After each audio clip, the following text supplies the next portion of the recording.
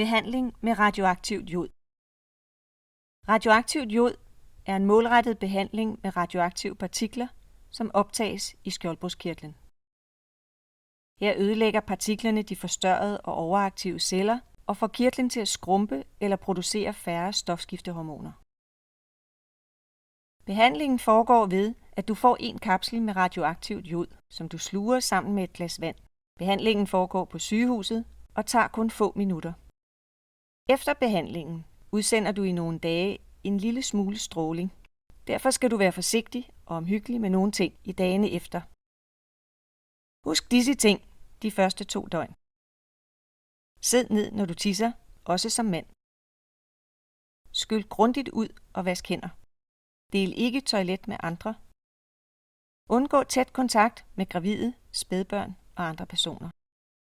Effekten kommer gradvist, typisk over nogle måneder. Du bliver indkaldt til stofskiftekontrol med en blodprøve. Hvis dit stofskifte bliver for lavt, får du medicin mod lavt stofskifte. Du må ikke være gravid under behandlingen, og du må ikke blive gravid de første 4 måneder efter behandlingen. Du må heller ikke gøre nogen gravid de første 4 måneder efter behandlingen. Ammer du, skal du stoppe op til behandlingen og holde pause i 4 måneder efter behandlingen. Radioaktivt jod er en kapsel med en lille dosis radioaktivitet, som behandler højt stofskifte og struma i stedet for en operation. Radioaktiviteten gør, at du skal holde afstand til andre i 2 døgn.